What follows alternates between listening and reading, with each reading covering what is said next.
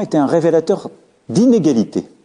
Je ne veux pas de cela à nouveau pour le pays. La France est prête à empêcher une seconde vague. Nous sommes submergés par l'accélération soudaine de l'épidémie. J'ai décidé qu'il fallait retrouver, à partir de vendredi, le confinement qui a stoppé le virus. La France vit un moment très difficile. Nul ne peut en prévoir précisément la durée.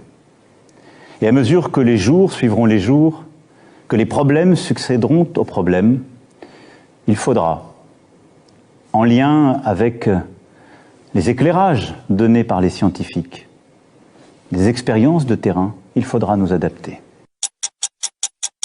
Étions-nous préparés à cette crise? À l'évidence, pas assez. Les Français pourront partir en vacances en France au mois de juillet et au mois d'août. Nous allons retrouver pour partie notre art de vivre, notre goût de la liberté. En somme, nous allons retrouver pleinement la France. Je veux que nous tirions toutes les leçons de ce que nous avons vécu. Et avec vous, comprendre ce que nous avons mieux réussi ou moins bien réussi que nos voisins. Nos forces, nous les conforterons.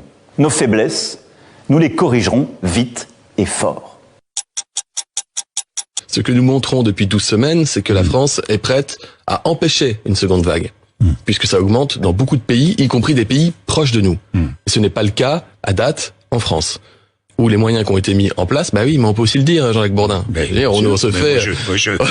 On a aussi le droit de le dire. Hein. C'est qu'à date, je constate que le virus continue d'être maîtrisé. Le confinement était un révélateur d'inégalité. Je ne veux pas de cela à nouveau pour le pays. Rien ne dit que nous aurons une seconde vague, et rien ne dit que nous n'aurons pas de seconde vague. Le virus n'est pas en vacances, nous non plus. Et je le fais depuis le début de ma prise de fonction, comme le faisait mon prédécesseur. J'appelle. J'ai vu trop de gens ces derniers jours dire des choses inacceptables sur la France, corroborer tous les mensonges qui étaient dits sur nous, sur ce que j'avais pu dire, et être les complices tacites du pire. Vous savez, je veux que vous compreniez ce que nous sommes en train de faire en France. Depuis plusieurs années, nous combattons le terrorisme. Avec force. Il a coûté la vie à plus de 300 de nos concitoyens, et parfois d'étrangers qui vivaient sur notre sol. Ce terrorisme, qui est fait au nom de l'islam, est un fléau pour les musulmans du monde entier. Vous le disiez vous-même tout à l'heure. Vous savez, quand on regarde les chiffres qui aujourd'hui font autorité, si on prend les 40 dernières années dans le monde, plus de 80% des victimes de ce terrorisme sont des musulmans. Lorsque des jeunes filles sont enlevées au Nigeria par des groupes au nom de l'islam, ce sont ces jeunes filles dont les familles sont musulmanes qui en sont les victimes. Lorsque telle maternité est bombardée, je pourrais citer des dizaines d'exemples. La principale victime du terrorisme fait au nom de l'islam sont les musulmans. Ce terrorisme, nous le combattons parce qu'il nous frappe sur notre sol. Il y a ensuite une deuxième catégorie que j'ai décidé de combattre. Et là-dessus, il y a eu des incompréhensions parce qu'il y a eu un problème de traduction. C'est ce qu'on appelle en France l'islamisme radical. Qu'est-ce que ça veut dire? Ce sont les extrémistes violents qui détournent la religion et qui commettent des violences au sein de l'islam. Et on a traduit ce combat que je menais comme étant un combat contre l'islam. Non, au contraire. La France est un pays où il y a plusieurs millions de nos concitoyens dont la religion est l'islam. Je ne vais pas les combattre. Ils sont pleinement citoyens, ils veulent vivre en paix. Et nous avons des pays amis partout dont la religion majoritaire est l'islam. Mais aujourd'hui, au nom de l'islam et détournant cette religion, des extrémistes violents font le pire. Et ils ne sont pas terroristes. Mais qu'est-ce qu'ils font? Ils déscolarisent des enfants, ils les endoctrinent et ils justifient la violence. Sur notre sol en France, ils agissent en connexion avec des groupes à l'étranger. Et donc, ce à quoi nous nous sommes attelés depuis 3 ans avec beaucoup de force, c'est justement d'essayer de réduire leur emprise pour protéger notre peuple et pour protéger, entre autres aussi, les Français de confession musulmane. Parce qu'ils nourrissent progressivement un sentiment qui peut être nocif pour l'amitié, justement, entre les religions. Parce que comme tout ça se fait au nom d'une religion, il y a une incompréhension qui naît. Et donc, ce que j'ai réaffirmé dans le discours des Mureaux au début du mois d'octobre, c'est ma détermination par un projet de loi qui arrive, qu'on a appelé séparatisme.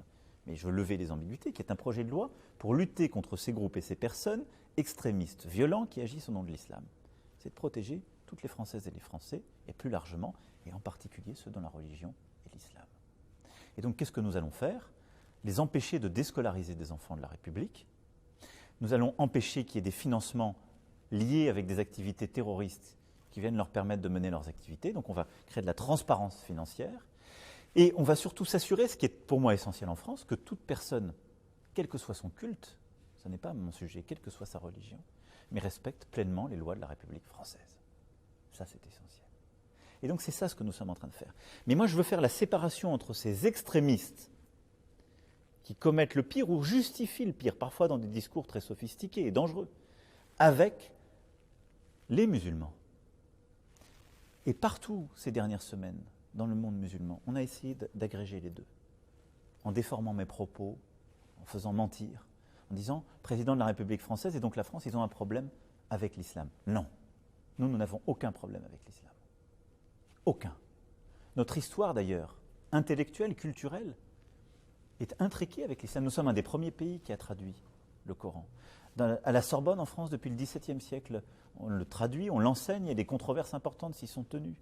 Nous sommes un des premiers pays à avoir ouvert dans le cœur de la capitale une magnifique mosquée, la Grande Mosquée de Paris, et interrogé nos représentants religieux, le président du Conseil français du culte musulman, le recteur de la Grande Mosquée. Ils vous diront la même chose que ce que je viens de vous dire. Et donc le combat dans lequel nous sommes engagés, qui est un combat pour nos générations essentielles, c'est un combat contre le terrorisme, contre l'extrémisme violent et tous les discours de justification de cette violence au nom de l'islam, mais pour protéger nos concitoyens dans tous les pays du monde, quelle que soit leur religion, y compris les musulmans.